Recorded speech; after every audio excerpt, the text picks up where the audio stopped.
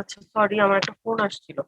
আচ্ছা, আজকে আমরা যেটা দেখবো সেটা হচ্ছে ওই যে আমরা চ্যাপ্টারটা এর পরের সিলেবাসে লিখেছিলাম instantaneous current voltage and power, যেটা করকরানের বই 2 নম্বর চ্যাপ্টার। করকরানের বই 1 নম্বর চ্যাপ্টারটা ছিল জেনারেল ডেফিনেশনস এন্ড কনসেপ্টস, আর 2 নম্বর চ্যাপ্টারটা হচ্ছে এই instantaneous current voltage and power. তো এটাই আমরা শুরু করবো, যেটা হচ্ছে আমাদের লেকচার 3। আজকে আমরা যেটা দেখবো, আমরা তো ডিসি ওয়েভ নিয়ে অলরেডি, আপনারা ডিসি নিয়ে কাজ করছেন। ডিসি নিয়ে যদি একটা রেজিস্ট্যান্সে যায় তাহলে কি হয়, আপনারা এটা নিয়ে অনেক থিওরামস সলভ করছেন। তারপর ইন্ডাক্টরের মধ্যে কি হয়, ক্যাপাসিটরের মধ্যে কি হয়, আবার সেই ক্ষেত্রে ট্রানজিয়েন্ট অ্যানালাইসিসও দেখেছেন। আচ্ছা, এগুলো আপনারা ডিসির ক্ষেত্রে করেছি। শুধু আমরা আমরা এখন যেটা দেখা শুরু করবো, এই চ্যাপ্টারটা টোটালি হচ্ছে গিয়ে যে আমি কোনো রেজিস্ট্যান্স বা কোনো ইন্ডাক্টর বা কোনো ক্যাপাসিটরের মধ্যে যখন এসি ওয়েভ পাঠাবো, তখন আলটিমেটলি এরা কি কি ধরনের ক্যারেক্টারিস্টিক্স শো করবে, বা কোনো সার্কিট যদি আর এল হয়, কোনো সার্কিট যদি আর সি হয় বা আর এল সি হয়, এর কথা হচ্ছে কোনো একটা সার্কিটে ইন্ডিভিজুয়াল শুধু রেজিস্ট্যান্স, ইন্ডাক্টর বা ক্যাপাসিটরও থাকতে পারে। আবার এরকমও সার্কিট পেতে পারি যেটার মধ্যে রেজিস্ট্যান্স ইন্ডাক্টর একসাথে আছে, রেজিস্ট্যান্স ক্যাপাসিটর একসাথে আছে, বা আর এল সি অ্যাট লাস্ট যে কম্বিনেশনটা দেখা যায় সেটা হচ্ছে আর এল সি, মানে তিনজনই একসাথে আছে। যদি এরকম হয় এবং ওই ক্ষেত্রে যদি আমি এসি পাঠাই এই সার্কিটের মধ্যে, তাহলে আলটিমেটলি এর আউটপুট ক্যারেক্টারিস্টিক্স গুলো কিরকম হবে। যখন আমরা এই জিনিসগুলো দেখবো, এরপরে আমরা এই রিলেটেড যে প্রবলেম গুলো সেগুলো সলভ করতে পারবো। আলটিমেটলি কাজই হচ্ছে প্রবলেম সলভ করা, থিওরি গুলো হচ্ছে বেসিক গুলো বোঝার জন্য।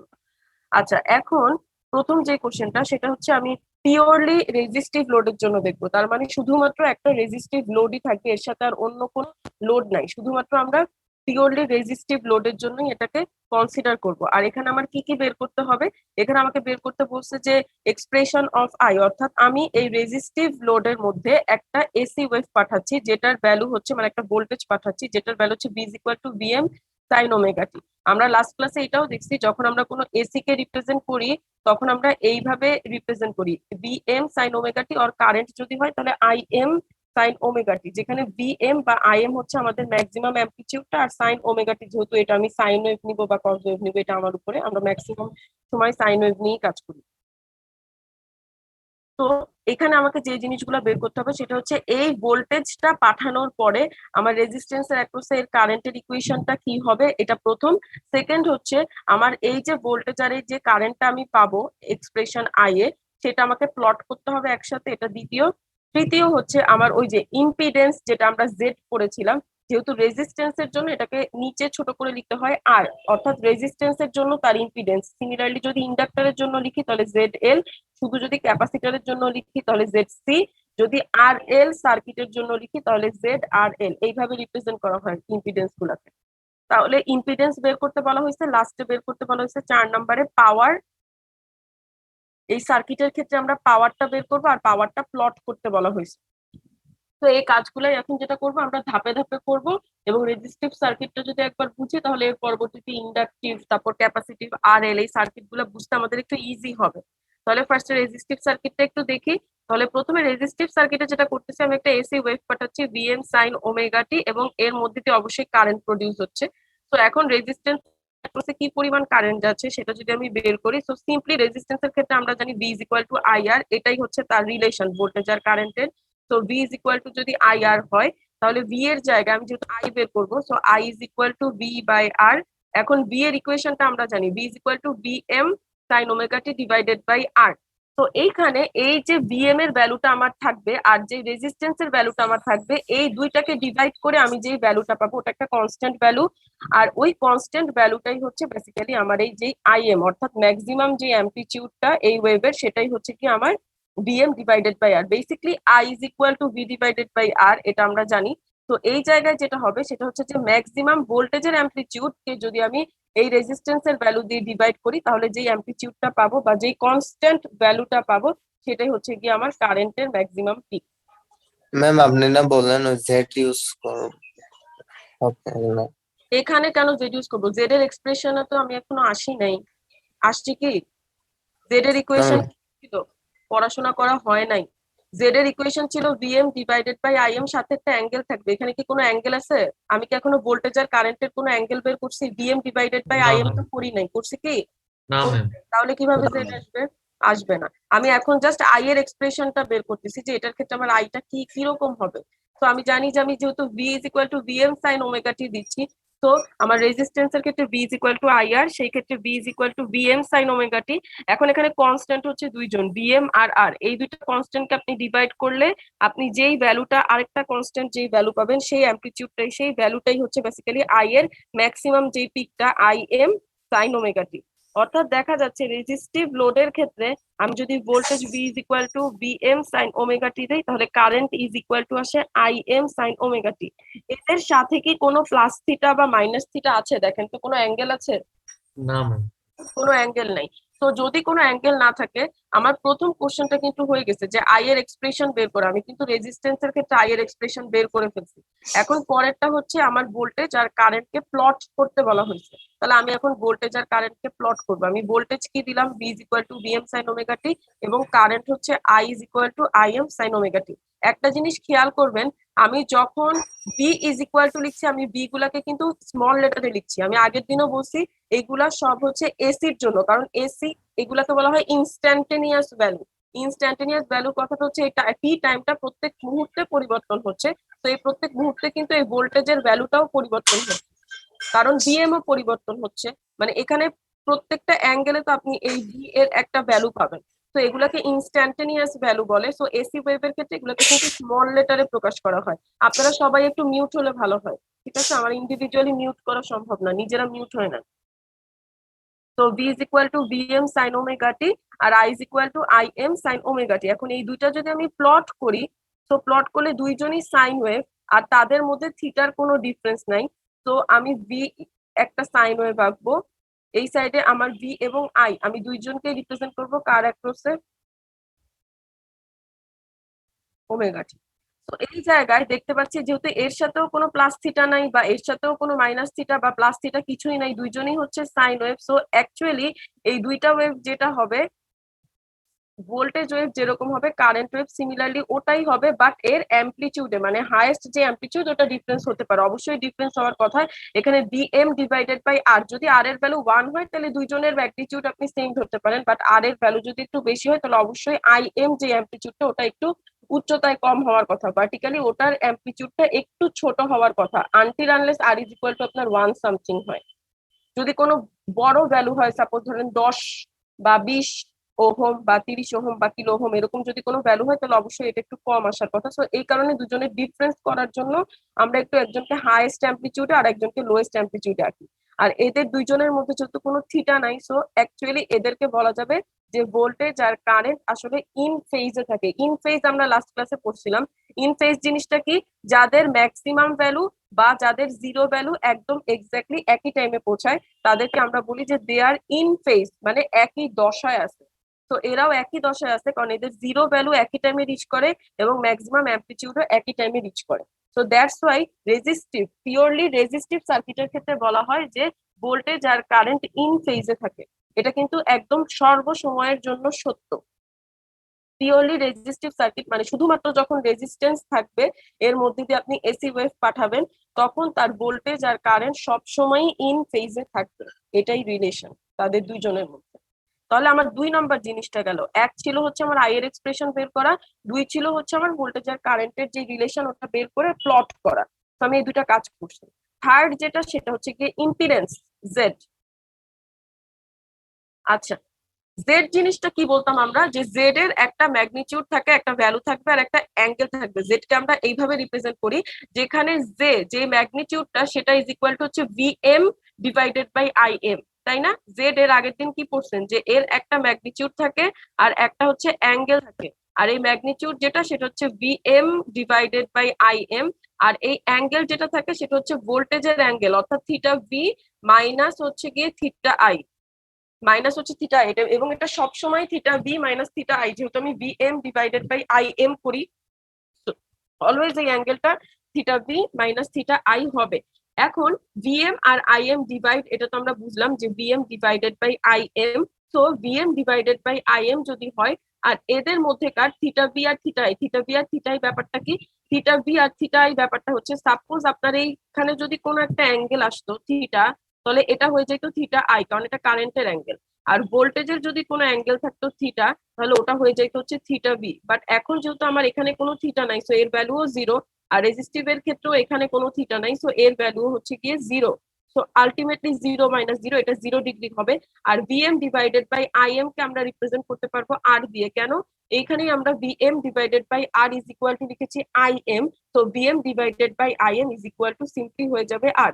তো রেজিস্টিভ লোডের ক্ষেত্রে তার impedance is equal to always R angle 0। Resistive লোডের ক্ষেত্রে ভোল্টেজ আর কারেন্টের মধ্যে কখনোই কোনো অ্যাঙ্গেলের ডিফারেন্স হবে না। আপনি যদি 30 ডিগ্রি অ্যাঙ্গেলে পাঠান ভোল্টেজকে, কারেন্টেও দেখবেন একটা 30 ডিগ্রি অ্যাঙ্গেল থাকবে। তারা সব সময় যে কোনো অবস্থাতে ইন ফেজেই হবে। Not mandatory theta V theta I 0ই হতে হবে। আপনি যদি এখন ভোল্টেজকে প্লাস থিটা আকারে পাঠাতেন, দেখতেন কারেন্টও এরকমই প্লাস থিটা আকারেই থাকতো। একে যদি আপনি 30 ডিগ্রি অ্যাঙ্গেল করে পাঠাতেন, এও দেখতেন আলটিমেটলি লাস্টে 30 ডিগ্রি অ্যাঙ্গেলেই বের হতো। So ultimately 30 - 30 is equal two 0 হয়ে যেত।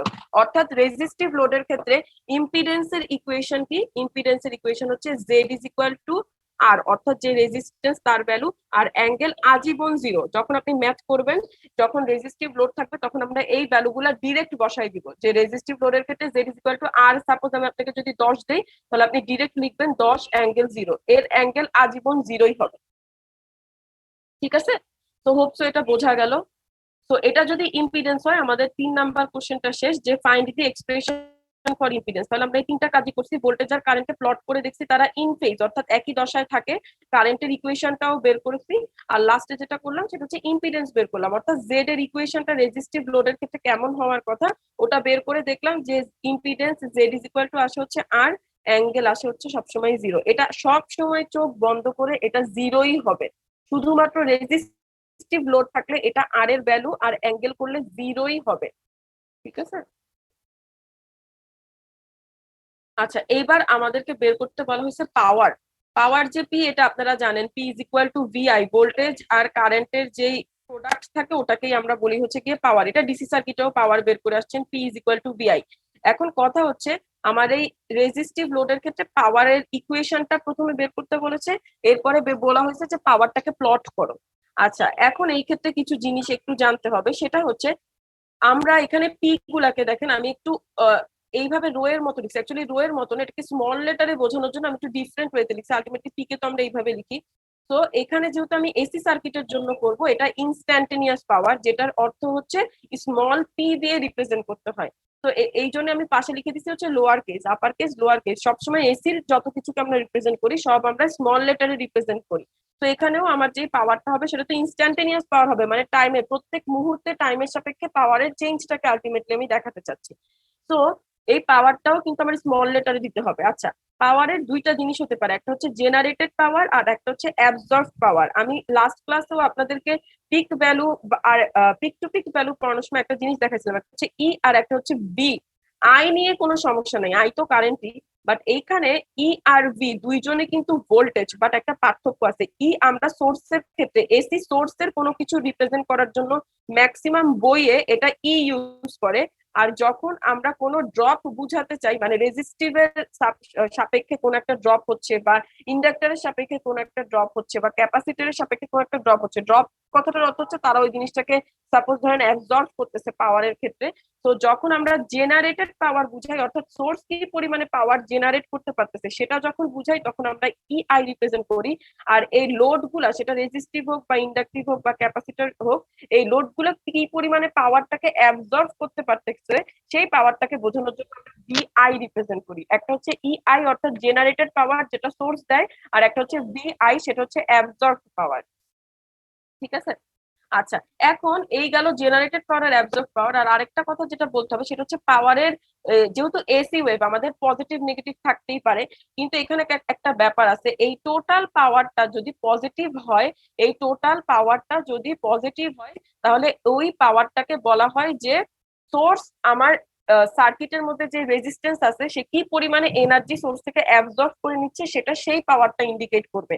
আর পাওয়ারের যে অংশটা নেগেটিভ থাকবে সেটা ইন্ডিকেট করবে ওই যে এলিমেন্টটা আছে, সেটা রেজিস্ট্যান্স হোক বা ইন্ডাক্টর হোক বা ক্যাপাসিটর হোক, সে কি পরিমাণে পাওয়ার আবার সোর্সকে ফেরত দিয়ে দিচ্ছে সেটা ইন্ডিকেট করবে। পাওয়ারের দুইটা ভ্যালু হতে পারে। পজিটিভ পাওয়ার ইন্ডিকেট করে হচ্ছে অ্যাকচুয়ালি আমার যে সার্কিট এলিমেন্ট গুলো আছে তারা কি পরিমাণে সোর্স থেকে এনার্জিটা রিসিভ করে নিচ্ছে। আর নেগেটিভ পাওয়ার যেটা হয়, নেগেটিভ ভ্যালু যেটা হয়, সেটা রিপ্রেজেন্ট করে যে সোর্সকে আবার ওই কিছু অংশ বা কোনটুকু পাওয়ার ব্যাক করে দিচ্ছে। তো পাওয়ার দুই দুইটা সিম্বলে কিন্তু ভাগ করা যায়, একটা হচ্ছে পজিটিভ আর একটা হচ্ছে নেগেটিভ। যদি পজিটিভ পাওয়ার হয় তাহলে কি পরিমাণে রিসিভ করতেছে এলিমেন্ট গুলা, আর যদি নেগেটিভ পাওয়ার হয় তাহলে এলিমেন্ট গুলা ওইটুকু পাওয়ার আবার সোর্সকে ফেরত দিয়ে দিচ্ছে। এখন আমরা রেজিস্টিভ লোডের ক্ষেত্রে আমরা জানি যে রেজিস্টিভ লোডের ক্ষেত্রে যে পাওয়ারটা অ্যাবজর্ব হয় ওটা বেসিক্যালি হিট কনভার্টেড হয়ে যায়। তো এখন আমরা ওই পাওয়ারটাই বের করব যে কি পরিমাণে পাওয়ার আসলে রেজিস্টিভ লোডের ক্ষেত্রে এসি ওয়েভ যখন দিব তখন প্রডিউস হতে পারে। তো পি ইজ ইকুয়াল টু আমরা জানি ভিআই, আমাদের ভি এর ইকুয়েশন কি ভিএম সাইন ওমেগা টি, আর আমাদের আই এর ইকুয়েশন কি আই এম সাইন ওমেগা টি গেল। তো এটাকে যদি আমি এখন ইনটু করে দেই, গুণ করে দেই, তাহলে ভিএম আই এম থাকলো আর সাইন ওমেগা টি মিলে হয়ে যাবে সাইন স্কোয়ার ওমেগা টি। এখন এইটাকে একটু সূত্রে ট্রিগোনোমেট্রিক সূত্রে ফেলানোর জন্য আমি যেটা করলাম ডিভাইডেড বাই 2 করে এই পাশে 2 নিলাম যাতে আমি 2 সাইন স্কোয়ার থিটার সূত্রে একে মানে ফেলতে পারি। তো VM I M divided by 2 আর এই সাইডে হচ্ছে 2 সাইন স্কোয়ার ওমেগা টি। তো 2 সাইন স্কোয়ার থিটা সূত্র হচ্ছে 1 মাইনাস কস টোয়াইস থিটা, এখানে থিটাটা হচ্ছে বেসিক্যালি ওমেগা টি। তো 2 সাইন স্কোয়ার ওমেগা টি কে আমি লিখতে পারবো 1 মাইনাস কস 2 ওমেগা টি। এটাকে যদি আমি আরেকটু ভাঙায় লিখি তাহলে ইকুয়েশনটা হবে ভিএম ডিভাইডেড বাই 2, মানে এটাকে জাস্ট ইনটু করে দিচ্ছি এই পাশের সাথে। তো ভিএম ডিভাইডেড বাই 2 আর এই ভিএম ডিভাইডেড বাই 2 আবার cos 2 ওমেগা টির সাথেও গুণ হবে। তো এখানে হয়ে গেল VM divided by 2 cos 2 omega T. একটা জিনিস খেয়াল করেন, আমাদের ইনপুট যে ফ্রিকোয়েন্সিতে ছিল আমাদের আউটপুট কিন্তু মানে পাওয়ার কিন্তু একটা ডাবল ফ্রিকোয়েন্সি ওয়েভ শো করতেছে, অর্থাৎ ভোল্টেজ আর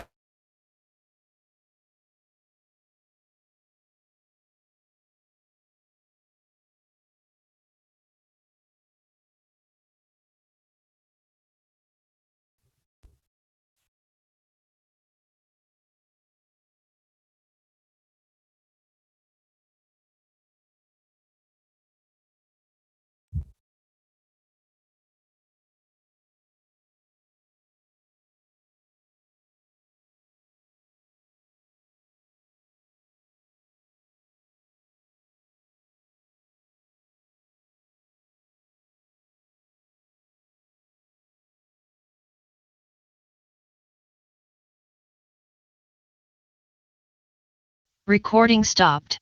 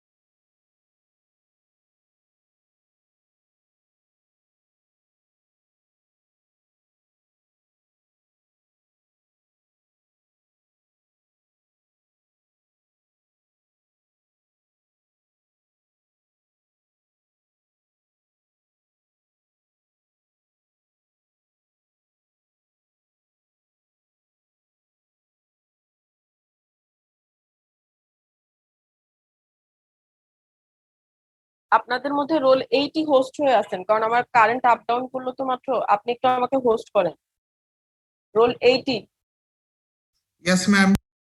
একটু আমাকে হোস্ট করেন, আপনি হোস্ট হয়ে আছেন। Done, ma'am. Thank you roll 8ই।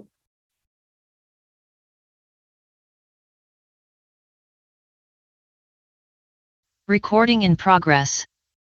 আচ্ছা, এখন যেখানে ছিলাম VM divided by 2 1 minus cos 2 omega T, এটা হচ্ছে আমাদের অ্যাকচুয়াল ইকুয়েশনটা। সো ওটাকে আমি আরেকটু ভাঙাই, যেটা করলাম VM divided by 2 minus VM divided by 2 cos 2 omega T.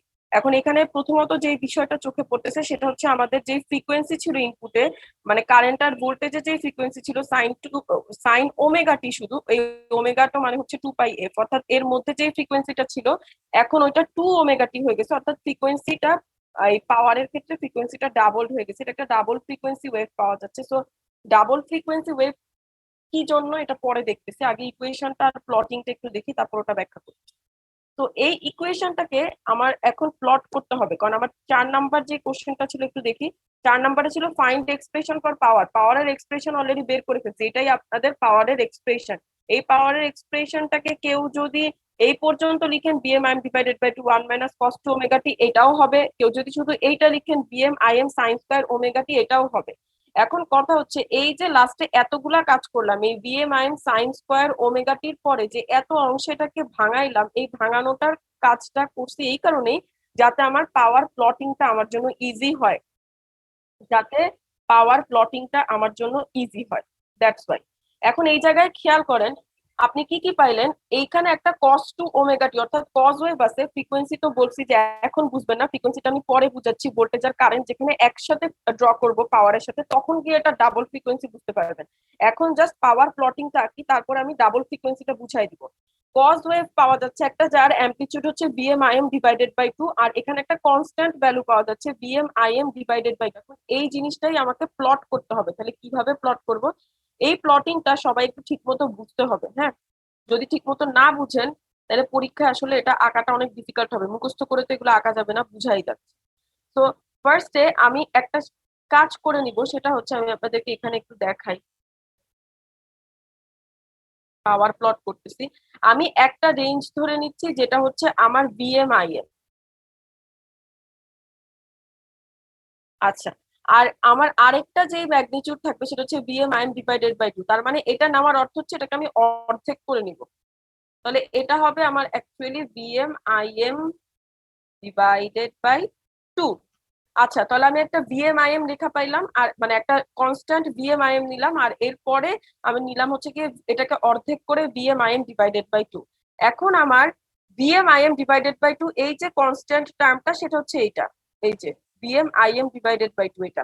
এখন আমাকে আরেকটা জিনিস ড্র করতে হবে, সেটা হচ্ছে মাইনাস কজ ওয়েভ, যেটা হচ্ছে বিএমআইএম ডিভাইডেড বাই 2 অ্যামপ্লিটিউডের। সো আমি একটা কজ ওয়েভ আঁকবো যার অ্যামপ্লিটিউড হবে বিএমআইএম ডিভাইডেড বাই 2। সো এটা আমার cos wave, minus cos wave negative থেকে শুরু হচ্ছে, আর এটার যেই ম্যাক্সিমাম যাবে সেটা হচ্ছে বিএমআইএম ডিভাইডেড বাই 2, নিচেও সেম মাইনাস বিএমআইএম ডিভাইডেড বাই 2ই যাবে।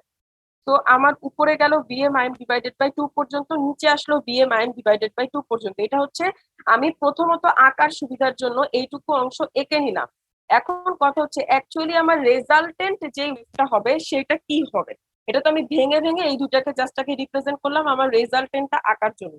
রেজাল্টেন্ট ওয়েভটা যদি আমি একটু দেখি, আমার এখানে এই অ্যাঙ্গেল গুলা কি 0, তারপরে হচ্ছে কি এইটা 90 ডিগ্রি, তারপরে হচ্ছে 180 ডিগ্রি, তারপর 270 ডিগ্রি, এইভাবে যাচ্ছে, তারপর 360 ডিগ্রি, এইভাবে ওয়েভটা চেঞ্জ হচ্ছে। এখন আমাকে বলেন যে কজ জিরোর ভ্যালু কত? কজ জিরোর ভ্যালু কত? 1 জিরোর ভ্যালু হচ্ছে 1। তার মানে এই 0 ডিগ্রিতে এই কজের ভ্যালু হচ্ছে 1, আর 1 আর 1 যদি মাইনাস করেন তাহলে আলটিমেটলি কত আসে? 0। এখানে আগেই 1 ছিল, এই যে 1 minus cos two omega T. এখন আমি এখানে থিটা গুলা বসাচ্ছি। কজ 0 ডিগ্রির ভ্যালু হচ্ছে আপনারাই বলছেন 1, তো 1 মাইনাস 1 মিলে আলটিমেটলি রেজাল্টেন্ট যে পাওয়ারটা আসে সেটা আসে হচ্ছে 0। এই যে এই 0তে তার মানে এখন অবস্থান করতেছে। কজ 90 ডিগ্রির ভ্যালু কত? 0 কজ 90 ডিগ্রির ভ্যালু যদি 0 হয়, দ্যাট মিনস 1 মাইনাস 0, এখানে 1। তার মানে আমার এই ওয়েভটা এই 90 ডিগ্রি পজিশনে যখন আসবে তখন সে কতটুকু পরিমাণ যাচ্ছে? বিএমআইএম ডিভাইডেড বাই 2 পরিমাণ যাচ্ছে, কারণ 1 মাইনাস 0 হয়ে যাবে হচ্ছে বিএমআইএম ডিভাইডেড বাই 2। সিমিলারলি যদি আপনি এখানে 180 ডিগ্রি বসান তাহলে এই জায়গায় আসবে মাইনাস 1, অর্থাৎ 0, তারপরে 1, তারপরে মাইনাস 1। তো যদি মাইনাস 1 আসে, মাইনাস মাইনাস হয়ে যাবে প্লাস, এটা আসবে 2, অর্থাৎ 2 2 কাটাকাটি চলে গিয়ে থাকবে বিএমআইএম। তো আলটিমেটলি যখন 180 ডিগ্রি অ্যাঙ্গেলে যাব তখন আমার এই ওয়েভটা চলে যাবে হচ্ছে গিয়ে এই বিএমআইএম ডিভাইডেড বাই 2 তে। এইভাবে আপনি যত অ্যাঙ্গেল 270 ডিগ্রি, 360 ডিগ্রি, এরপরে আরো যত অ্যাঙ্গেল বসাতে থাকবেন কজের ভ্যালু এইভাবেই জাস্ট রিপিটেড আকারে যেতে থাকবে। এটাই হচ্ছে কি আপনার রেজাল্টেন্ট পাওয়ার ওয়েভ। এবং আরেকটা জিনিস যেটা দেখার বিষয়, আপনি প্রত্যেক ক্ষেত্রেই খেয়াল করেন এই জায়গার ভ্যালু একবার 0 আসতেছে, একবার বিএমআইএম ডিভাইডেড বাই 2 আসতেছে, আরেকবার আসতেছে হচ্ছে বিএমআইএম, অর্থাৎ এই ভ্যালুটা সবসময় greater than or is equal two 0, কখনো কোনো নেগেটিভ দিকে ভ্যালু আসতেছে না, অর্থাৎ টোটাল পাওয়ার কিন্তু পজিটিভ। আর আমরা একটু আগে কি বলে আসছি, আমার টোটাল পাওয়ার যখন পজিটিভ হবে মানে পজিটিভ ভ্যালু হবে তখন ওই পাওয়ারটা কি হয়, অ্যাবজর্ব হয়ে যায়। অর্থাৎ রেজিস্টিভ সার্কিটের ক্ষেত্রে টোটাল পাওয়ারই কন্টিনিউয়াস সময়ের জন্য অ্যাবজর্ব হয়, কোনো পাওয়ার আবার সোর্সকে ফেরত দেওয়া হয় না, টোটাল সময় ধরেই পাওয়ারটা অ্যাবজর্বই হয়। ঠিক আছে, এই পিকচারটাই আমি নিচে এঁকেছি, যেটা আপনাদের হয়তো প্রথমবার দেখলে বুঝতে কষ্ট হতো, কিন্তু এখন মোটামুটি বোঝার কথা। আমি এতক্ষণ যা যা আঁকছি ওটা একটু বলি। এই যে উপরের যে স্কেলটা দেখতে পাচ্ছেন, যেটা আমি গ্রিন মার্ক করছি, ওটা আমি আগে এঁকে নিছি, এটা হচ্ছে VMIM।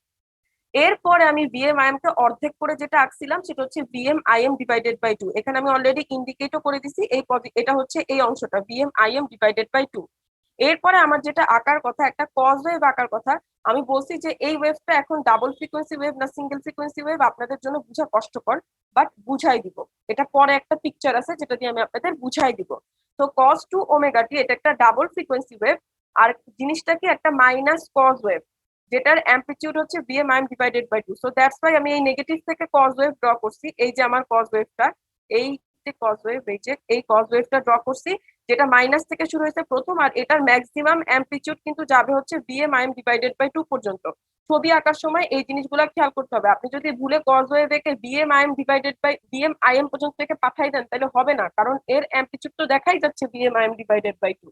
So VMIM divided by 2 পর্যন্ত আমি একে ড্র করে দিলাম। এটা আমার ড্র করা শেষ।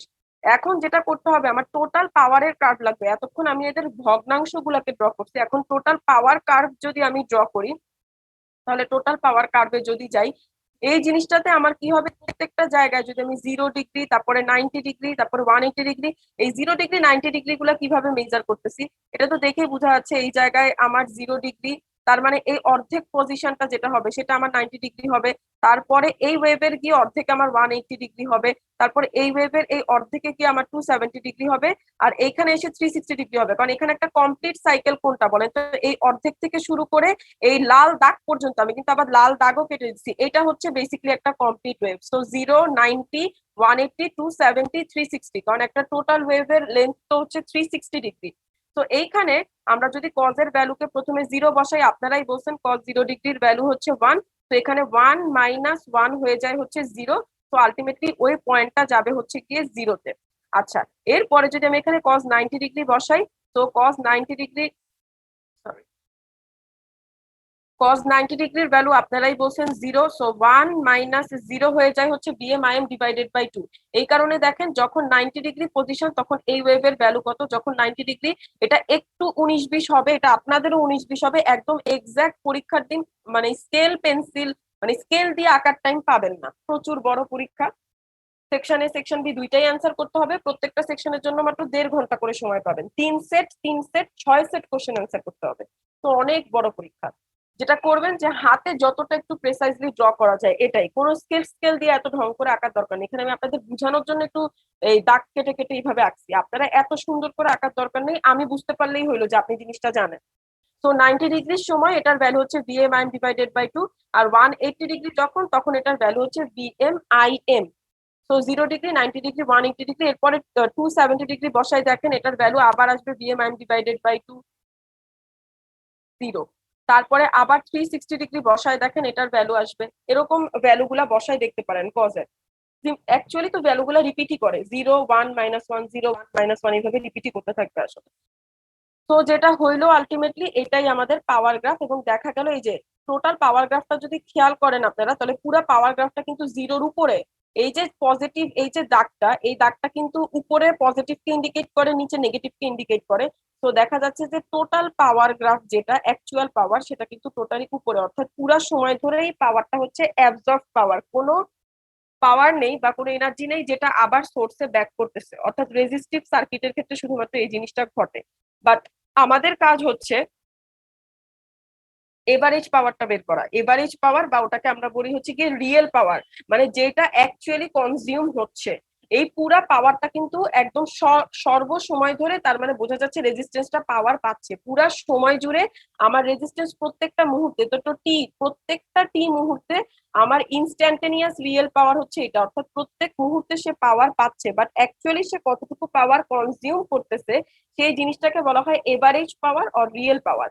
এভারেজ পাওয়ার আর রিয়েল পাওয়ার যেভাবে বের করে সেটা হচ্ছে এই পুরা সাইকেল জুড়ে সে কতটুকু পরিমাণ পাওয়ার অ্যাবজর্ব করতেছে, অর্থাৎ 1/t, অর্থাৎ algebraic sum of this area divided by total length. তো টোটাল লেন্থ এটা হচ্ছে কি আমার টি, অর্থাৎ 1/t integration of 0 to t T into DT. যদি এই জিনিসটা করেন তাহলে এই টোটাল পাওয়ারটা বের হবে। এটা করা খুবই ইজি। আপনারা দেখবেন যেখানে টাইম চেঞ্জিং ব্যাপারটা থাকে সেটা আলটিমেটলি জিরো হয়ে যাবে। এখানে যে cos টু ওমেগা টি টার্মটা আছে ওটাকে যদি আপনি একটা টোটাল টাইম পিরিয়ডের জন্য ইন্টিগ্রেশন করেন, আলটিমেটলি এর উপরে যতটুকু পজিটিভ ভ্যালু থাকে নিচে ততটুকুই নেগেটিভ ভ্যালু থাকবে। তো এই পোর্শনটার ইন্টিগ্রেশন কিন্তু জিরো চলে আসে, থাকে শুধু কে এই কনস্ট্যান্ট পোর্শন। শুধুমাত্র এই ম্যাম সাইন স্কোয়ারের গ্রাফটা আঁকলেও হয় না ডিরেক্ট সাইন উপর থেকে? স্কোয়ারের গ্রাফটা ডিরেক্ট আঁকলেও কিন্তু এই গ্রাফটাই আসার কথা, এই উপরের গ্রাফটা। সাইন স্কোয়ারের জি গ্রাফটা ম্যাম, দেখতে এইরকম অ্যাকচুয়ালি, জি ম্যাম। এটা আঁকলেও হবে। ওই যে যেটা বললাম আপনাদেরকে একদম ভাঙায় ডিটেলসে বোঝানোর জন্যই আমার এই কাজটা করা, যে কিভাবে এর ভ্যালুটা সবসময় greater than is equal two 0 আসে। ঠিক আছে? আচ্ছা, এখন যেটা বলতেছিলাম এভারেজ পাওয়ার বা রিয়েল পাওয়ার। রিয়েল পাওয়ার ব্যাপারটার অর্থ হচ্ছে অ্যাকচুয়ালি সার্কিট কোনটুকু পাওয়ার কনস্ট্যান্ট কনজিউম করতেছে। এটা তো প্রত্যেকটা ইনস্ট্যান্টেনিয়াস মুহূর্তে সে পাওয়ার পাচ্ছে, বাট অ্যাকচুয়ালি লাস্টে এভারেজ পাওয়ার সে কতটুকু পরিমাণ কনজিউম করতেছে ওটাকেই বলি real power, watt power, active পাওয়ারও বলে। আপনারা ডিসি তে পড়ছেন নাকি আমি ঠিক শিওর না। অ্যাক্টিভ পাওয়ার, রিয়েল পাওয়ার বা ওয়াট পাওয়ারও বলে। আলটিমেটলি এটাকে যদি আপনি এভারেজ ভ্যালু বের করেন, এই ভ্যালুটার যদি একটা এভারেজ ভ্যালু বের করতে চান, এটা দেখেন কজ ওয়েভ, তার মানে উপরে যতটুকু নিচে অতটুকু, তার টোটাল টাইম পিরিয়ডে যদি বের করেন, এই যে টোটাল টাইম পিরিয়ডে যদি একে বের করি, লাল কালি নেই, টোটাল টাইম পিরিয়ডে যদি একে বের করি, এইটুকু অংশের জন্য যদি এভারেজ বের করেন টোটাল টাইম পিরিয়ডে, তাহলে দেখেন positive value, negative value, negative value, এই নেগেটিভ ভ্যালু অর্ধেক আর এই নেগেটিভ ভ্যালু অর্ধেক, আর এই গোটা পজিটিভ ভ্যালুটা মিলে কিন্তু জিরো হয়ে যায়। আলটিমেটলি শুধু কে থাকে, থাকে হচ্ছে গিয়ে এই VM IM divided by 2। Resistive সার্কিটের জন্য এই ভিএম আইএম ডিভাইডেড বাই 2টাকে বলা হয় average power or real power. Actually এইটুকু পাওয়ার মানে এই অ্যামাউন্ট অফ পাওয়ার কিন্তু তার এভারেজ পাওয়ার, অর্থাৎ কনস্ট্যান্ট সে এইটুকু পাওয়ারই কনজিউম করতেছে, এভারেজ পাওয়ার। আচ্ছা, এটা গেল একটা কথা। আর সেকেন্ডটা হচ্ছে ওই যে আমি যেটা বলছিলাম যে ডাবল ফ্রিকোয়েন্সি ওয়েভ, এটা আমি আপনাদেরকে একটু বুঝাই দিব ছবি এঁকে যে কিভাবে সে ডাবল ফ্রিকোয়েন্সি ওয়েভ হলো। আমি ছোট করে নিয়ে, এবার দেখেন আমি কি বলতেছিলাম, ইনপুট এবং আউটপুটে আমি যেটা দিচ্ছি সেটা থেকে যে পাওয়ারটা পাচ্ছি সেটা একটা ডাবল ফ্রিকোয়েন্সি ওয়েভ হচ্ছে। কেমনে বুঝবো?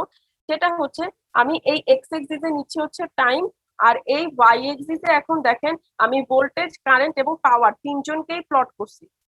প্লট করার ফলে কি দেখা গেছে দেখেন তো, এইটা গেল আমার ভোল্টেজের ওয়েভটা। এই যে আমার ভোল্টেজ আর কারেন্ট কিন্তু ইন ফেজে থাকার কথা, আমার ভোল্টেজ আর কারেন্ট একদম ইন ফেজেই আছে, যেই সময় শুরু হবে সেই সময় গিয়েই শেষ হবে। আর কথা হচ্ছে তাদের ম্যাক্সিমাম ভ্যালু আর তাদের জিরো ভ্যালু হচ্ছে একই টাইমে থাকবে। তো ভোল্টেজ আর কারেন্টের জন্য তার টাইম পিরিয়ড হচ্ছে পুরাটা এইটা টি। বা যখন আমি পাওয়ার ওয়েভ আঁকতেছি, পাওয়ার ওয়েভটা খেয়াল করেন, সে কিন্তু এইটুকু টাইমের মধ্যে, অর্থাৎ যখন ভোল্টেজের t/2 টাইম, তখন কিন্তু সে অলরেডি একটা কমপ্লিট সাইকেল কমপ্লিট করে ফেলছে। পাওয়ারের জন্য কিন্তু তার এইটুকু সময় হচ্ছে তার টাইম পিরিয়ড টি। আর সেকেন্ড দেখেন এইটাও সেকেন্ড ওয়েভটা যেটা, ওইটাও দেখেন এই পরবর্তী t/2 মানে যখন ভোল্টেজ আর কারেন্টের ভ্যালু নেগেটিভ, তখনও কিন্তু কমপ্লিটলি পাওয়ার তার একটা পূর্ণ কম্পন সম্পন্ন করে ফেলছে। অর্থাৎ এটার ফ্রিকোয়েন্সি এই ফ্রিকোয়েন্সি থেকে double, T is equal two 1/f।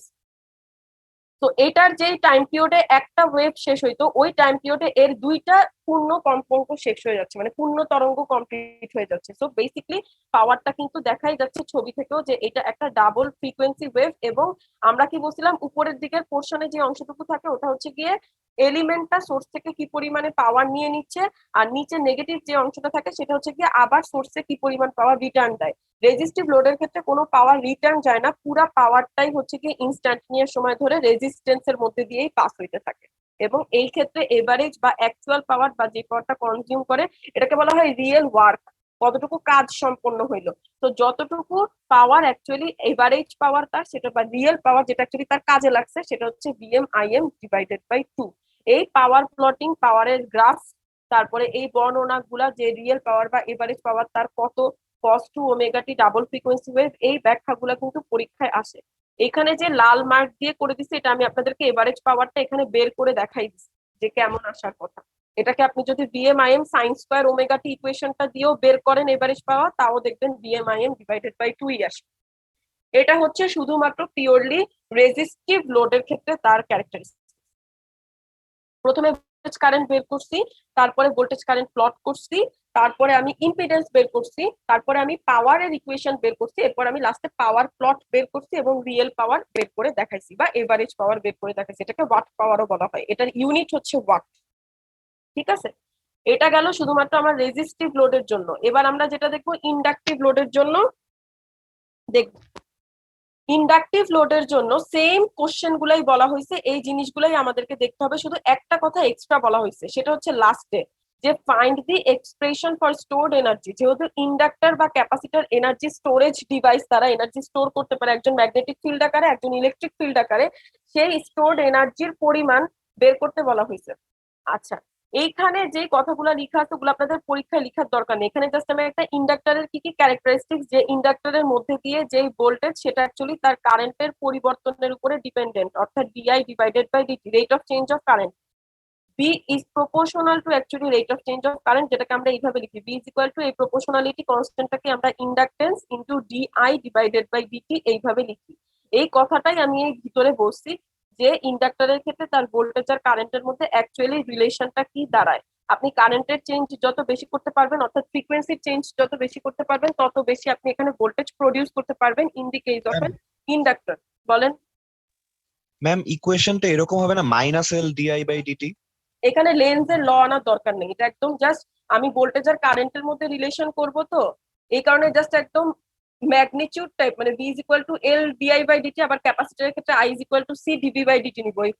সামনের যে এ মাইনাসের যে বিষয়টা ওটা আমরা এখানে কনসিডার করিনি, মানে Just আমরা জাস্ট equation ভ্যালু টা নিয়ে কাজ করছি। আমরা জাস্ট ভ্যালু নিয়ে কাজ করি। হ্যাঁ, ওটা তো একটা বাধার জন্য আসে, আর যদি কনসিডার করি ওটা তো একটা বাধার ক্ষেত্রে আসে না। -L ডিআই বাই ডিটি কেন আসে বলেন তো?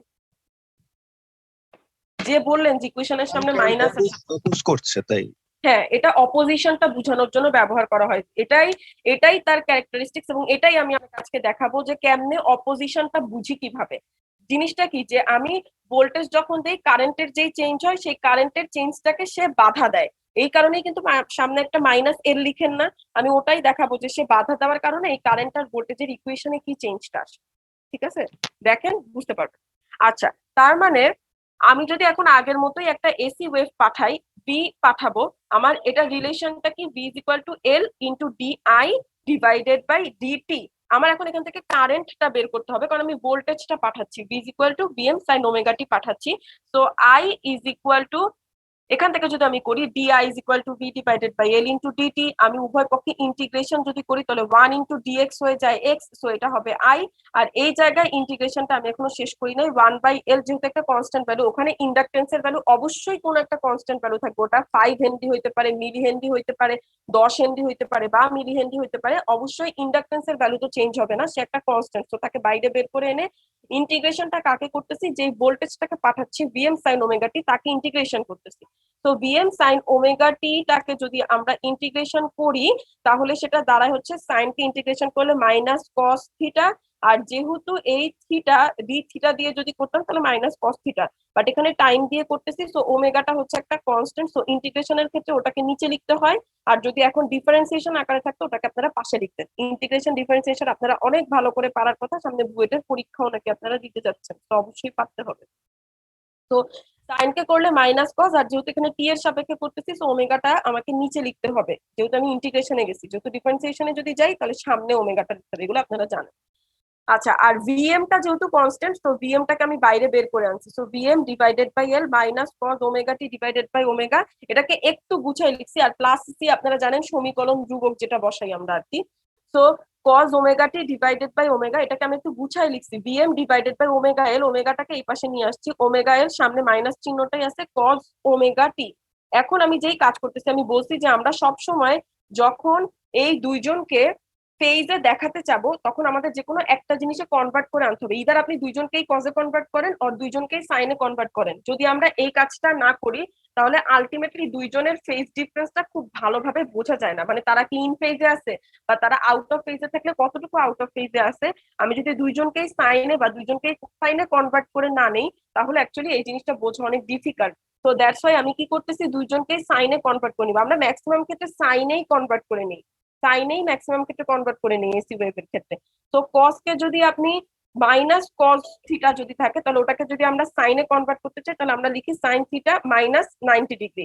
মাইনাস কস থিটা যদি থাকে ওটাকে যদি সাইন আকারে লিখতে চাই তাহলে থিটা মাইনাস 90 ডিগ্রি। তো এই জিনিসটা তো আমি সেম কাজ করছি, মাইনাস কস থিটাটাকে ভিএম বাই ওমেগা এল তো আগের মতোই আছে, এই কসটাকে আমি সাইনে কনভার্ট করে নিচ্ছি। সো সাইন থিটা, এখানে থিটাটা হচ্ছে ওমেগা টি মাইনাস 90 ডিগ্রি।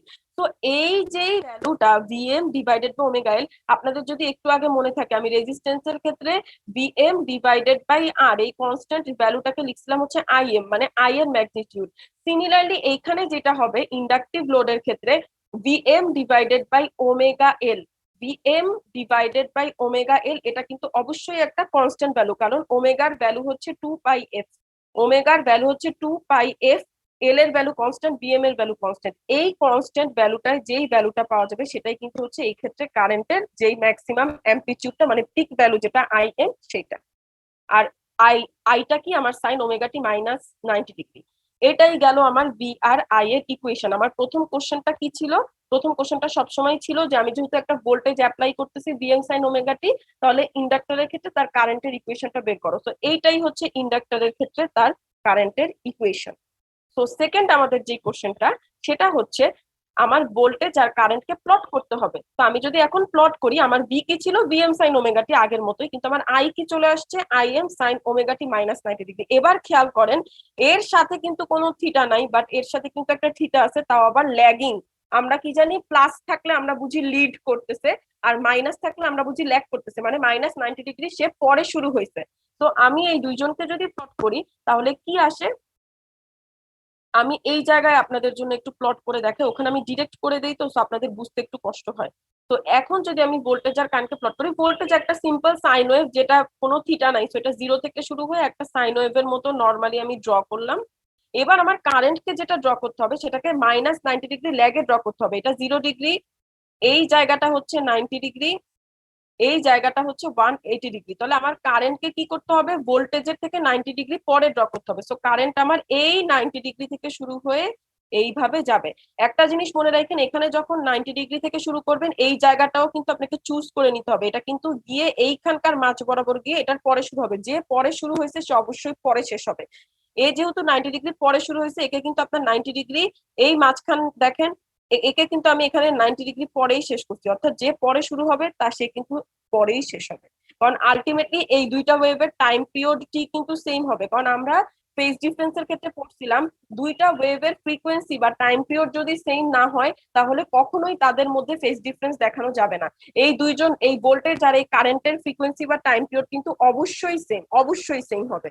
আপনি যতই পরে আঁকেন বা যতই আগে আঁকেন তাদের টোটাল টাইম পিরিয়ড অর্থাৎ একটা পূর্ণ তরঙ্গ শেষ করার সময় তাদের সবসময় সেম হবে, আনটিল আনলেস আপনি কখনোই তাদের দুইজনের মধ্যে ফেজ ডিফারেন্স দেখাতে পারবেন না।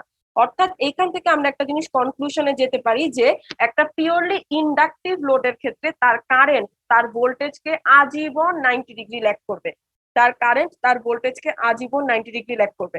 এখন আপনাদের মধ্যে একজন যেই সুন্দর কথাটা বলছিল যে কারেন্টের ফ্লোকে বাধা দেয়, এই ওয়েভটা বা এই ইকুয়েশনটা কিন্তু অ্যাকচুয়ালি ওটাই প্রেজেন্ট করতেছে যে আমি একটা ইন্ডাক্টরের অ্যাক্রসে যখন ভোল্টেজ দিব কারেন্টের যে চেঞ্জ যে ওটাকে বাধা দেওয়ার কারণেই কিন্তু কারেন্টের ফেজটা ভোল্টেজ ফেজ থেকে পরে অর্থাৎ অনেক স্লোলি রাইজ মানে অনেক পরে শুরু হয়, অর্থাৎ সে একটু ল্যাগে শুরু হয়, সে বাধা দেয়। তো তার যেই কি বলবো এটাকে কিভাবে বোঝানো যায় আপনাদেরকে, যে অ্যাকচুয়ালি ওই যে কারেন্টটাকে বাধা দিচ্ছে, সো দ্যাটস ওয়াই কিন্তু কারেন্টটা একটু পরে শুরু হয়, অর্থাৎ একটু ল্যাগিং এ থাকে কারেন্টটা ভোল্টেজ থেকে সবসময় কারেন্টটা একটু ল্যাগিং এ থাকে। এটা দিয়েও কিন্তু বোঝানো যায় ওই যে আমরা যেটা বলি যে কারেন্টের ফ্লোকে সে বাধা দেয়, আলটিমেটলি ভোল্টেজটা যাবে তারপরে কারেন্টের চেঞ্জকে সে বাধা দেয় বলেই কিন্তু যেই কারেন্টটা ফ্লো হয় সেটা একটু ল্যাগিং এ থাকে, 90 ডিগ্রি ল্যাগিং। এখন আমাদের পরের কোশ্চেনটা যেটা, আমি একটু তাড়াতাড়ি যাই, আসলে পড়াশোনা এত বেশি আর টাইম এত কম।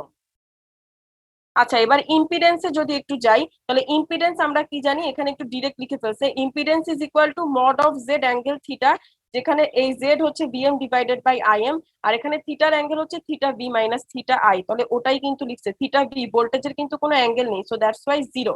আর কারেন্টের যে অ্যাঙ্গেলটা সেটা হচ্ছে -90 degree, theta V minus theta I. আমার থিটা আই কিন্তু -90 ডিগ্রি, থিটা আই কিন্তু -90 ডিগ্রি। এই জিনিসটাকে যখন আপনারা লিখবেন আইএম অ্যাঙ্গেল কিন্তু -90 ডিগ্রি লিখতে হবে, আর এটা যদি মাঝখানে প্লাস থাকতো তাহলে আপনারা এখানে লিখতেন হচ্ছে আইএম +90 ডিগ্রি, এটা খেয়াল করেন। তো আলটিমেটলি এই যে ইকুয়েশনটা আসে, আমি আই এর জায়গায় বিএম ডিভাইডেড বাই ওমেগা লিখতে পারবো। সো ইন্ডাকটিভের ক্ষেত্রে Z is equal two omega L, angle হচ্ছে +90 ডিগ্রি। এই +90 ডিগ্রি অ্যাঙ্গেলটা কিন্তু রিপ্রেজেন্ট করে ভোল্টেজ কারেন্টকে 90 ডিগ্রি লিড করতেছে। ইম্পিডেন্সের সময় সব সময় মনে রাখেন এই জায়গাটা যদি মাইনাসে হয় তার মানে ভোল্টেজ ল্যাগ করতেছে, এই জায়গাটা যদি প্লাসে হয় তাহলে ভোল্টেজ লিড করতেছে, কারণ এটা আজীবনই theta V minus theta I. তো ভ্যালু যদি পজিটিভ হয় তাহলে ভোল্টেজ লিড করে, ভ্যালু যদি নেগেটিভ হয় তাহলে ভোল্টেজ ল্যাগ করে। ইম্পিডেন্সের ক্ষেত্রে এটা কিন্তু একদম ফিক্সড। আলটিমেটলি আপনাদের উপরের সাথে কিন্তু নিচের এই কন্ডিশনটা একদম সত্যি, এখানে বুঝাচ্ছে ভোল্টেজ 90 ডিগ্রি লিড করতেছে, এখানেও কিন্তু আলটিমেটলি ভোল্টেজ 90 ডিগ্রি লিডই করতেছে, যেটাকে আমরা দেখাচ্ছি যে কারেন্ট ল্যাগ করতেছে। কারেন্ট ল্যাগ করার অর্থ হচ্ছে অবশ্যই ভোল্টেজ লিড করতেছে, উল্টা কথা যেটা। তো এই যে ইম্পিডেন্সের অ্যাঙ্গেলটা সেটা কিন্তু সবসময় রিপ্রেজেন্ট করে ভোল্টেজের জিনিসটা, যে ভোল্টেজ কি করতেছে, ভোল্টেজ লিড করতেছে না ভোল্টেজ ল্যাগ করতেছে, এই জিনিসটা কিন্তু ইম্পিডেন্স রিপ্রেজেন্ট করে। আর এই যে ওমেগা এল জিনিসটা, এটাকে বলা হয় রিঅ্যাক্টেন্স, এটাকে বলা হয় non resistive element of AC circuit. Non resistive element বলতে এদের মধ্যে কিন্তু কোনো মানে রেজিস্ট্যান্সের আর এরকম কোনো জিনিস নেই, এদেরকে বলা হয় non resistive elements of AC circuit, যেটাকে বলা হয় রিঅ্যাক্টেন্স এক্স এল। এটা কিন্তু অ্যাকচুয়ালি ওই বাধাটাই, রেজিস্ট্যান্স যেমন কারেন্টকে বাধা দেয়, ইন্ডাক্টরের ক্ষেত্রে এই যে ওমেগা এল বা এক্স এল যে রিঅ্যাক্টেন্সটা আমরা বলি সেটাও কিন্তু কারেন্টকে বাধা দেয়। তো আলটিমেটলি এদেরকে বলা হয় non resistive elements of AC circuit, যেটা ডিউ টু কি কারণে প্রডিউস হয়, ইন্ডাক্টর বা ক্যাপাসিটর থাকলে এরা প্রডিউস হয়, যেটাকে বলা হয় ওমেগা এল। আর ক্যাপাসিটরের ক্ষেত্রে দেখবেন কত ভ্যালু আসে। তো ওমেগা এল এর ভ্যালু হচ্ছে 2πfl, যেখানে omega is equal two 2πf। তো ম্যাথস যখন করতে যাবেন এই জিনিসগুলো কিন্তু ডিরেক্ট তখন আমি বসাই দিব, যেমন রেজিস্ট্যান্সের ক্ষেত্রে আমি বসাবো আর অ্যাঙ্গেল 0, তারপর ইন্ডাক্টরের ক্ষেত্রে আমি ডিরেক্ট বসাই দিব Z is equal two omega L, angle হচ্ছে +90 ডিগ্রি, এগুলো আমি ডিরেক্ট এইভাবে বসাই দিব। যখন আমি করব ম্যাথস তখন কিন্তু আমি ডিরেক্ট এই ভ্যালুগুলো বসাই দিব, তখন কিন্তু আমি ভেঙে ভেঙে এইভাবে VM I M divided by এগুলো তখন আর আমি করবো না, কারণ ততক্ষণে আপনাদের এই ইকুয়েশন গুলো জেনে যাওয়ার কথা, যে ইকুয়েশন গুলোকে কিভাবে রিপ্রেজেন্ট করব। আর এই যে ইকুয়েশন গুলো এগুলো যদি আপনি এখান থেকে ভালো করে শিখে না যান, এরপরও যতগুলো চ্যাপ্টার আসবে সবগুলাতে এই জিনিসগুলা ঘুরে ফিরে ঘুরে ফিরে ঘুরে ফিরে প্রত্যেকটা জায়গায় আসবে। তো আপনার যদি এই কনসেপ্ট ক্লিয়ার না থাকে আপনি ওই কনসেপ্ট কোনোদিনই বুঝতে পারবেন না, কারণ এবিসি না পড়লে তো আর আপনি নিজের নাম লিখতে পারতেন না। তো এগুলা কিন্তু সার্কিটের এসি সার্কিটের এবিসি, তো আপনি যদি এসি সার্কিটের এবিসি না বুঝেন এর পরবর্তীতে আপনার নিজের নাম লিখতে অনেক কষ্ট হবে। এগুলো একটু কেয়ারফুলি পড়েন যখন ভিডিওগুলো দিয়ে, অর্থই হচ্ছে এটা যাতে আপনারা দেখেন। আচ্ছা, তো আমার ইম্পিডেন্স বের হলো, লাস্টে হচ্ছে কি আমার পাওয়ার বের করতে হবে। তো আমি যদি এখন পাওয়ার বের করি তাহলে P is equal to VI, VI মানে হচ্ছে বিএম সাইন ওমেগা টি, আর আই হচ্ছে আই এম সাইন কত আসছিল ওমেগা টি -90 ডিগ্রি। তো I M sine omega T -90 degree করলাম, করার পরে বিএম আই এম গুণ করে দিলাম, আর এইখানে হচ্ছে সাইন থিটা, আর এই জায়গায় হচ্ছে সাইন ওমেগা টি -90 ডিগ্রিতে লিখা যায় মাইনাস কস থিটা, এই জায়গায় যেই কাজটা করছি সাইন থিটা রেখে দিছি, আর এখানে সাইন ওমেগা টি -90 ডিগ্রিতে লিখা যায় minus cos theta. So ultimately এটাকে 2 সাইনে কস এর সূত্রে ফালাতে চাচ্ছি, সো দ্যাটস ওয়াই নিচে একটা 2 নিয়ে পাশে একটা 2 নিয়ে নিছে। সো এই ইকুয়েশনটা এখন হয়ে গেছে হচ্ছে 2 সাইন ইনটু কস এ, মানে 2 sine theta into cos theta, যেটা হচ্ছে সাইন টুয়াইস থিটা। তো আলটিমেটলি এখানে লিখলাম হচ্ছে সাইন টুয়াইস থিটা। তো ইন্ডাকটিভ লোডের ক্ষেত্রে অ্যাকচুয়ালি এইটা হচ্ছে গিয়ে তার পাওয়ারের ইকুয়েশন।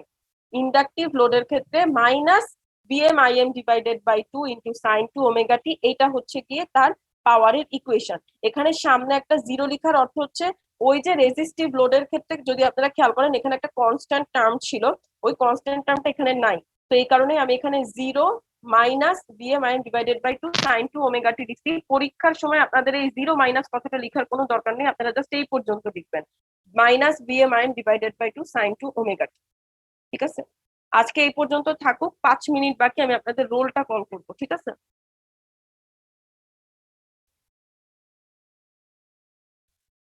Recording stopped.